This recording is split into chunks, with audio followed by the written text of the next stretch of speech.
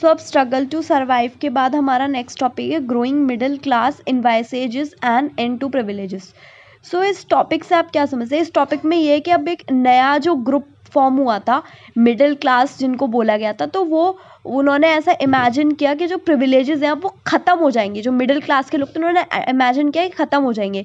सो पहले जो है पेजेंट्स और वर्कर्स रिवॉल्ट में पार्टिसिपेट करते थे, मतलब रिवॉल्ट करते थे। वो टैक्सेस जो बढ़ा रखे थे उन्होंने फूड स्कैरसिटी उसके लिए, बट फिर भी जो है कुछ ना कुछ उनको ऐसी कमी थी प्रोग्राम्स की, स्कीम्स की, कुछ जो जिसकी वजह से वो एक प्रॉपर सोशल और एक इकोनॉमिक चेंज नहीं ला पा रहे थे।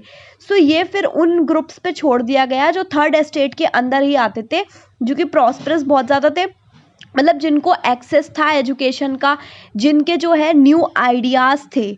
और 18th सेंचुरी में फिर एक नया जो है सोशल ग्रुप फॉर्म हुआ जिसको मिडिल क्लास बोला, जिसका मैंने अभी ऊपर बताया आपको, जो कि कैसे अर्न करते थे। वो अर्न करते थे थ्रू एक्सपेंडिंग ओवरसीज, मतलब सीज के मतलब पार एकदम ट्रेड करते थे। एंड उन्होंने जो है कौन कौन से गुड्स को मैन्युफैक्चर करते थे, कैसे वुलन और सिल्क टेक्सटाइल को वो करते थे, एंड या तो उसको एक्सपोर्ट करते थे या वो खरीदते थे जो रिचर मेंबर्स होते थे सोसाइटी के।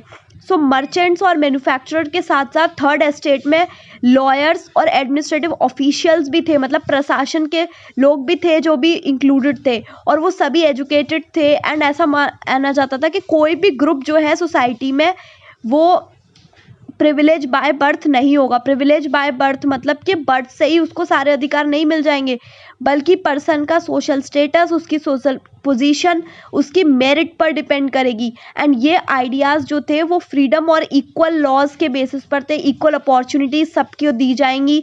ये फिलोसोफर्स लेकर आए थे, दो फिलोसोफर्स थे, जॉन लॉक और जीन जैक रूसियो। ये बहुत इंपॉर्टेंट है, एग्जाम पॉइंट ऑफ व्यू से एमसीक्यूज में भी आ सकता है।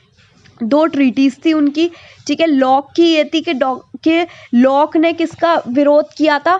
जो मोनार्की थी, ठीक है, मोनार्की जो थी, डिक्टेटरशिप जो कर रहा था, पॉलिसीज जो लुई 16 की थी उसके अगेंस्ट। एंड रूसियो ने उसी आइडिया को कैरी फॉरवर्ड किया एंड एक ऐसी गवर्नमेंट का एक ऐसा सिस्टम बनाया जिस सोशल कॉन्टैक्ट था, एक एग्रीमेंट बनाया लोगों के बीच में और उनके रिप्रेजेंटेटिव के बीच में, ठीक है।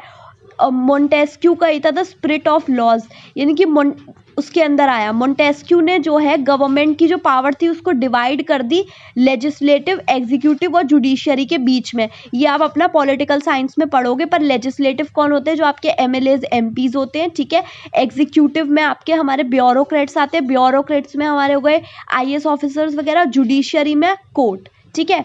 ये जो मॉडल था ये यूएसए में था, जब यूएसए ने जो है ब्रिटेन से 13 कॉलोनीज़ ने ब्रिटेन से इंडिपेंडेंस ले ली थी। एंड अमेरिकन कॉन्स्टिट्यूशन जो था वही वहाँ पे ये गारंटी करता था इंडिविजुअल राइट्स के लिए। एंड ये बहुत इंपॉर्टेंट एग्जाम्पल था पॉलिटिकल थिंकर्स का फ्रांस में। एंड ये जो आइडियाज़ थे, जो ये फिलोसोफर्स के आइडियाज़ थे, इनको बहुत ज़्यादा डिस्कस किया गया, बताया जाने लगा सैलून्स में, कॉफ़ी हाउसेस में। एंड ये लोगों के बीच इसको जो है स्प्रेड किया गया बुक्स, न्यूज़पेपर्स के थ्रू। एंड ये बहुत ज़ोर ज़ोर से पढ़े जाते थे इनकी फ़िलॉसफीज़, ताकि जो लोग पढ़ लिख नहीं सकते वो भी इसका बेनिफिट ले सकें, ठीक है। उसके बाद लुई 16 ने ऐसे कुछ न्यूज़ आई थी, लुई 16 ने टैक्सेस बढ़ा दिए हैं खर्चों को पूरा करने के लिए। तो फिर जो है बहुत ज़्यादा प्रोटेस्ट होने लगा उस प्रिविलेजेस के सिस्टम के अगेंस्ट, ठीक है।